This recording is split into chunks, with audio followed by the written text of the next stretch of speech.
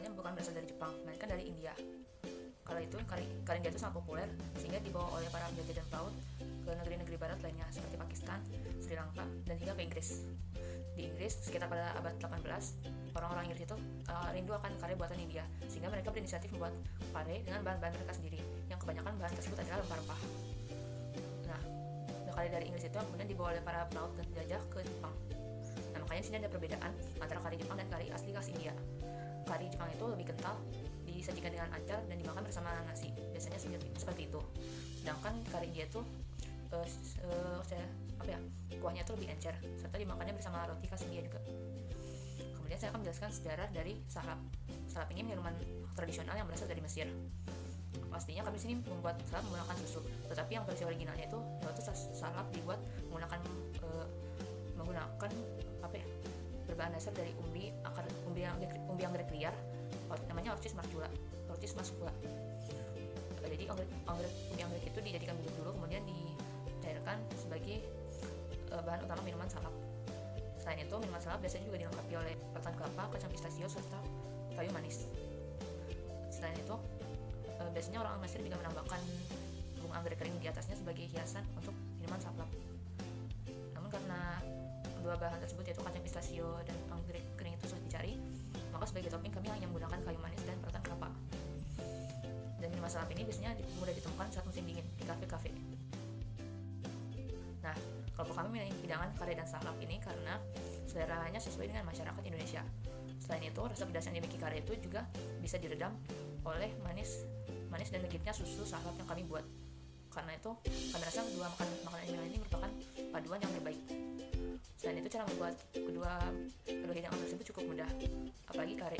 Kare mudah dibuat karena sudah ada bumbu jadinya, jadi kita hanya tinggal beli di supermarket.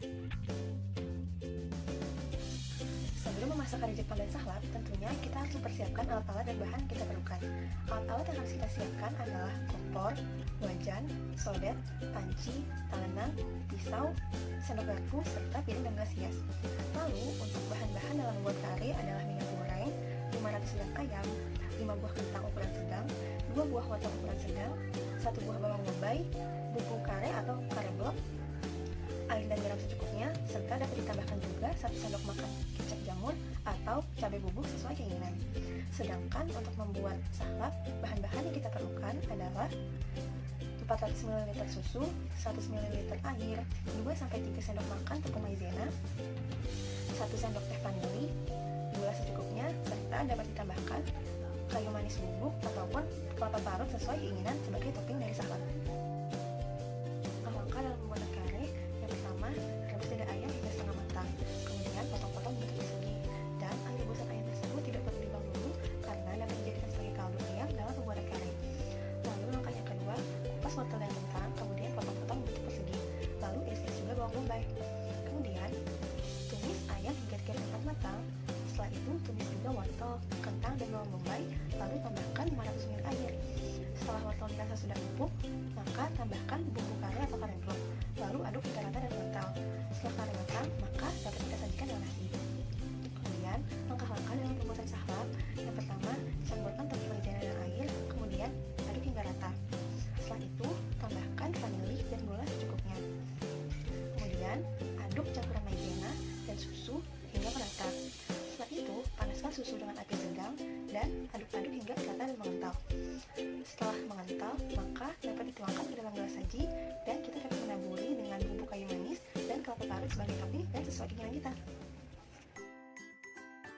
Dalam pembuatan produk kami menghabiskan uang senilai Rp100.000 untuk membuat 5 porsi masing-masing. Untuk harga beli dari kare, yaitu sekitar Rp15.000 per porsinya, dan kami menjualnya dengan harga Rp18.000 per porsi. Sedangkan untuk harga beli dari salap yaitu senilai Rp10.000 per porsi, dan kami menjualnya dengan harga Rp12.000 per porsinya. Kendala atau masalah yang kami alami selama proses penjualan adalah keraguan dari calon pembeli mengenai cita rasa dari salap produk minuman kami. Umumnya calon pembeli akan bertanya terlebih dahulu kepada kami apakah cita rasa dari salap tersebut sudah mirip dengan cita rasa salap dari Mesir. Nah, maka dari itu solusi untuk mengatasi masalah berikut adalah kami harus menjadi lebih informatif mengenai cita rasa setiap produk makanan atau minuman yang akan kami jual. Selanjutnya, cara promosi usaha kami. Nah, kami memilih online marketing.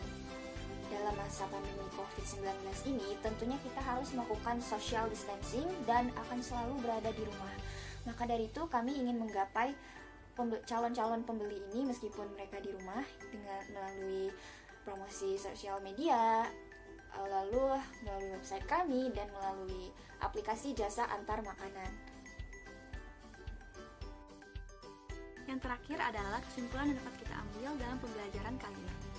Jadi, nasi kare yang dipadukan dengan sahlak merupakan makanan internasional sangat cocok untuk dipadukan secara bersama, di mana nasi kare merupakan makanan khas Jepang yang memiliki cita rasa yang pedas, dipadukan dengan sahlak yang merupakan makanan penutup atau dessert dari Mesir yang merupakan minuman yang sangat manis, sehingga mereka akan saling melengkapi bersama. Makanan dari nasi kare dan salad ini dapat dijadikan sebuah inovasi baru, baik untuk berusaha ataupun sebagai referensi memasak makanan internasional sendiri pada saat kita sedang di rumah. Lalu kesimpulan pembelajaran yang dapat diambil adalah kita sebagai siswa dapat lebih memahami dan mengetahui bagaimana cara pemasaran suatu produk dengan baik, lalu bagaimana kita mencoba berwirausaha dari tidak ada ide apa-apa sampai menjadi suatu produk yang dapat dijual nantinya.